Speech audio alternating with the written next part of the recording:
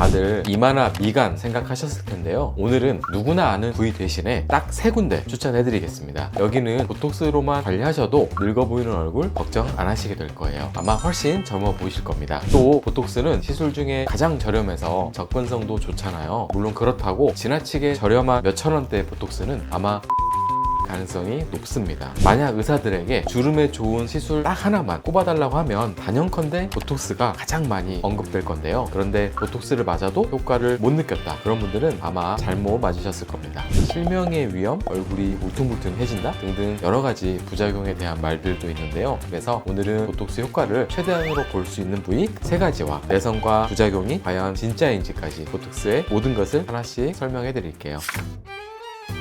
안녕하세요. 15년간 수많은 분들의 주름을 펴드린 주름 전문가 이재현 원장입니다. 보톡스 시술은 모르는 사람이 없을 정도로 유명한데요. 시술에 관심이 없는 분들도 보톡스라는 이름을 들어보셨을 거예요. 사실 보톡스는 주름을 펴주기보다는 주름을 만드는 핵심 원인을 차단해주는 시술에 가까운데요. 보툴리늄 톡신이라는 신경 독소를 피부나 근육에 주사해서 마비 효과를 일으키거든요. 쉽게 말하면 주름을 만드는 근육을 못 움직이게 해서 주름 예방과 개선 효과를 볼 수 있는 거죠. 이 방식이 주름에는 제일 효과적이어서 보톡스가 대중적으로 오래 사랑받을 수 있었는데요. 적은 비용으로 큰 효과를 볼 수 있는 가성비 시술이라는 점도 오랜 인기에 한몫을 한 것 같습니다. 물론 예전에는 귀족 시술이라고 불릴 만큼 아주 비쌌지만 지금은 어디를 가도 몇만 원 정도면 보톡스 시술을 받아보실 수 있잖아요. 또 다른 시술들에 비해서 시술 시간도 길지 않다는 점도 바쁜 현대인들에게는 아주 매력적인 부분이죠. 그런데 이렇게 대중적인 시술이 되다 보니까 많은 분들이 간단하고 쉬운 시술이라고만 생각하시더라고요. 하지만 보톡스는 사실 굉장히 정교한 기술이 필요한 시술입니다. 시술자의 풍부한 해부학적인 지식도 필요하고 무엇보다 환자 개인마다 필요한 용량과 정확한 시술 포인트를 찾는 것이 중요하거든요. 그래서 숙련된 시술자가 아니라면 효과가 없거나 부작용이 생길 수도 있게 됩니다. 특히 맞아도 크게 효과를 볼 수 없는 부위는 돈과 시간만 낭비할 수 있는데요. 그럼 보톡스를 맞았을 때 효과를 제대로 볼 수 있는 부위는 어디일까요? 잘 알려진 것처럼 이마나 미간, 눈가 또 효과가 좋은 건 맞습니다. 근데 오늘 말씀드릴 부위들은 잘 모르시더라고요. 그래서 저는 잘 안 알려졌지만 효과는 좋은 부위로 딱 3군데를 추천드리는데요.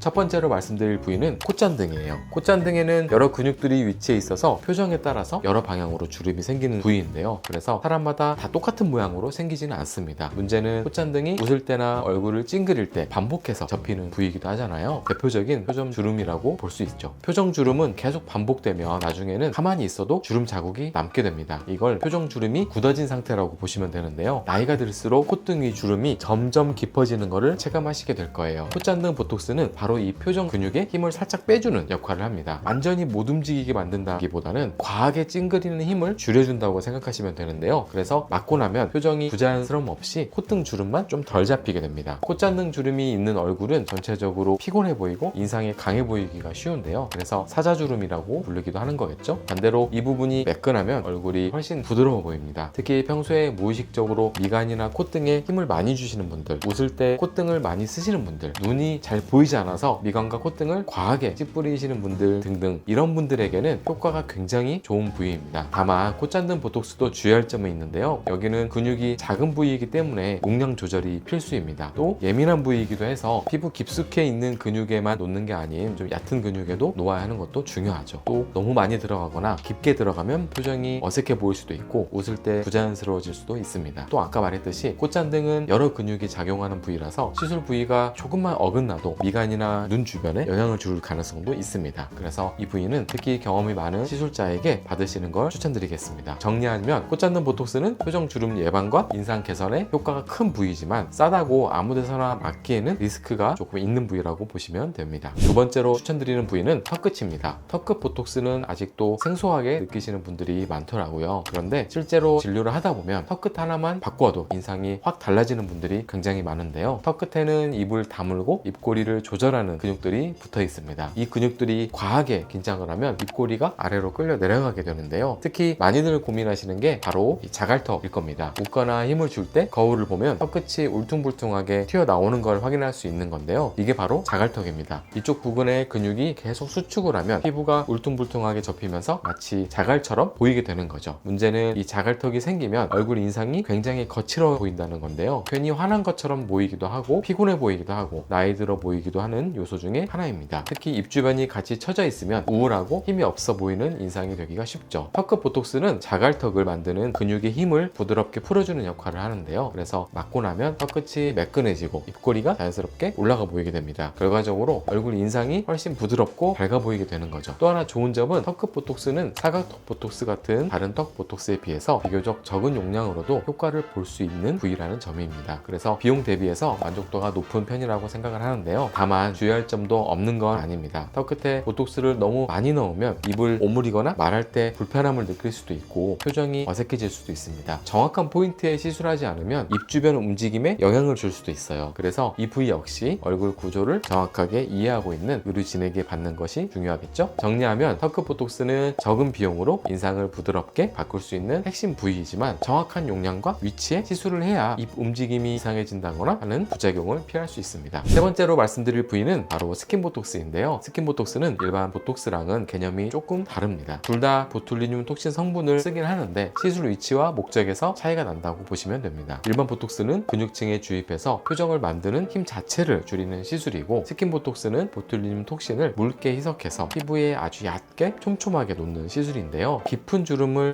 개선한다기보다는 피부 상태를 전체적으로 좋게 만드는데 목적이 있습니다. 그래서 스킨 보톡스를 맞으면 피부결이 정돈되고 잔주름이 줄고 얼굴이 훨씬 생기 있어 보이게 됩니다. 피부 안쪽에서 불필요한 긴장이 줄어들면서 혈류 흐름이나 대사도 조금씩 좋아지는 경향이 있습니다. 그러면 피부의 영양 공급이나 재생 속도가 좋아지고 결과적으로 피부가 더 탄탄하고 매끈해 보이게 됩니다. 스킨 보톡스 시술을 받고 얼굴이 좀 정돈된 느낌이다, 피부가 맑아진 것 같다 라고 말씀하시는 분들이 많은 이유죠. 그리고 또 하나 느낄 수 있는 변화는 번들거림이나 화장 밀림이 줄어든다는 점인데요. 우리 피부에는 피지선이랑 땀샘이 있는데 이것들도 신경의 영향을 받거든요. 스트레스를 받거나 긴장을 하면 얼굴이 더 번들거리고 땀이 많아지는 이유도 이 때문입니다. 스킨 보톡스는 이런 신경 자극을 조금 눌러주기 때문에 피지 분비나 땀 분비가 과하지 않게 조절이 됩니다. 그래서 피부가 좀 더 뽀송해지고 화장이 잘 먹고 오래 유지되는 효과로 이어지는 거죠. 유지 기간은 일반 보톡스보다는 조금 짧은 편인데요. 환자 상태에 따라서 물론 다르겠지만 보통 한 달에서 3달 정도 유지되는 경우가 많습니다. 그래서 스킨 보톡스는 한번 맞고 끝내는 시술이라기보다는 피부 관리 루틴처럼 주기적으로 하는 시술에 더 가깝습니다. 특히 잔주름이 많아지기 시작한 분들이나 피부가 푸석푸석한 분들, 화장이 자꾸 밀리고 들뜨는 분들에게는 좋은 선택지가 될 수 있습니다. 반대로 이미 깊게 패인 주름이 있거나 표정 주름이 뚜렷한 분들에게는 스킨 보톡스만으로는 좀 부족할 수 있는데요. 그런 경우에는 일반 보톡스랑 같이 병행하는 것도 효과적입니다. 정리하면 스킨 보톡스는 피부의 긴장을 조절해서 잔주름, 탄력, 피부 결을 관리해주는 시술이고 꾸준히 관리하면 동안 인상을 만드는데 도움이 되는 시술이라고 보시면 됩니다. 그런데 이렇게 효과 좋은 시술임에도 보톡스 맞아도 별 효과가 없었어요 라고 하시는 분들이 계시는 건 왜일까요?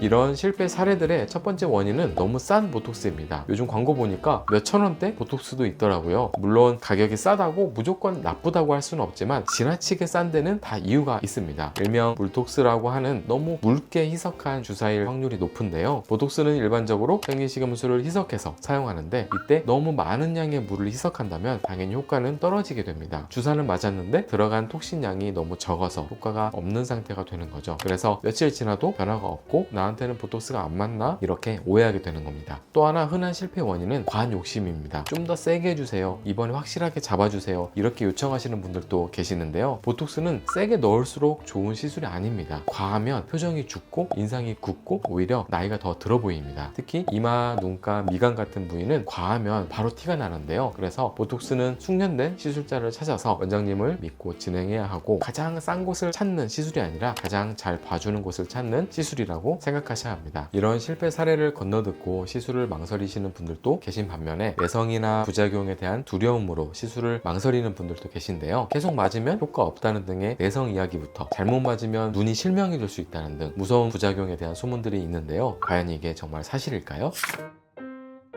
우선 내성에 대한 이야기부터 해드릴게요. 보톡스 안에는 아까 말씀드린 톡신 성분뿐만 아니라 이 성분을 안정화시키기 위한 단백질 성분들도 같이 들어있는데요. 우리 몸은 이걸 반복해서 많이 맞게 되면 면역 반응을 일으켜서 항체를 만들 수가 있습니다. 이 항체가 생기면 같은 양을 맞아도 효과가 예전만큼 안 나타나는 경우가 생기는데요. 이게 바로 내성입니다. 그런데 이 과정은 짧은 기간 안에 쉽게 생기지는 않습니다. 실제로 여러 연구 결과를 보면 일반적인 미용 목적의 보톡스 사용에서는 내성이 생기는 비율이 매우 매우 낮은 편인데요. 꾸준히 맞은 사람들을 장기간 추적한 논문들을 봐도 적절한 용량과 간격을 지킨 경우에는 내성이 거의 생기지 않는 것으로 보고되고 있습니다. 그럼 왜 내성이라는 말이 계속 나오느냐 하면요, 대부분 내성이 생기는 경우를 보면 패턴이 거의 비슷합니다. 지나치게 짧은 간격으로 반복 시술하는 경우, 한 번에 너무 많은 용량을 반복해서 맞는 경우입니다. 특히 얼굴이 아니라 승모근이나 종아리 같은 부위에는 얼굴보다 많이 주입할 수밖에 없는데요, 이런 부위에는 내성 가능성이 상대적으로 높아질 수 있어서 주기를 조금 더 길게 가져가시는 게 좋습니다. 결론적으로 보톡스는 많이 맞는 것보다 잘 맞는 게 훨씬 중요합니다. 보통 얼굴 보톡스 기준으로 보면 4개월에서 6개월 정도 간격을 유지하는 게 가장 이상적입니다. 효과가 완전히 빠지기도 전에 또 맞는 거는 내성 면에서도 좋지 않고 피부에도 부담이 됩니다. 또 여러 병원을 옮겨 다니시면서 부위마다 2주 혹은 한 달 간격으로 나눠 맞는 분들도 계신데요, 이렇게 쪼개서 계속 맞으면 몸 입장에서는 톡신 자극을 지속적으로 받게 됩니다. 오히려 한 번 맞을 때 필요한 부위를 같이 맞고 충분한 간격을 쉬는 게 내성 관리에 도움이 될 수 있습니다. 부작용에 대한 이야기도 빼놓을 수 없는데요, 사실 흔히 알려진 부작용은 필러와 혼동에서 생기는 이야기들이 많습니다. 실제로 보톡스의 경우에는 주사한 약물이 눈으로 퍼지면서 실명이 된다거나 하는 경우가 없다고 보시면 됩니다. 아마 보톡스와 필러는 오랜 기간 대중적인 시술로 자리를 잡다 보니 보톡스와 필러를 혼동을 해서 생긴 오해가 아닐까 싶습니다. 하지만 어떤 시술이든 부작용이 없다는 말을 드리는 건 아닌데요, 환자 개인의 특성 그리고 시술자의 숙련도 등 시술 후에 효과에 영향을 미치는 요인들은 분명히 있지만 보톡스가 유난히 위험하다거나 그렇지는 않다는 말을 드리는 겁니다. 혹시 보톡스의 부작용이나 내성에 대해서 걱정되는 부분이 있으시면 댓글을 남겨주세요. 아니면 가까운 병원에서 상담해 보시는 것도 좋습니다. 정리를 하면 내성과 부작용에 대한 이야기는 부풀려진 경향이 있으니 너무 걱정 안 하셔도 된다는 건데요, 중요한 건 조급해하거나 지나친 욕심을 부리지 않고 꾸준히 관리하는 자세입니다.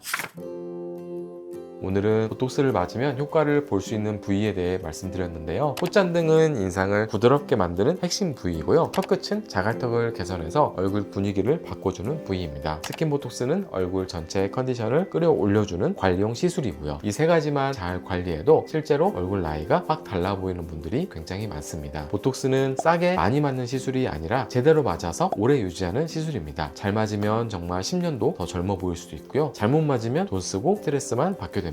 보톡스 시술을 고민하고 계시다면 오늘 내용을 다시 한번 보신 후에 결정하시길 바랍니다. 오늘 영상이 도움이 되셨다면 구독과 좋아요 눌러주시고요, 주변에 보톡스를 맞고 싶은데 어디에 맞아야 할지 몰라서 고민하시는 지인분이 계시다면 이 영상을 공유 부탁드릴게요. 저는 앞으로도 여러분들의 주름을 펴드릴 수 있는 정보들을 가져오겠습니다. 지금까지 주름의 진심인 주름 잡는 의사 이재훈이었습니다. 감사합니다.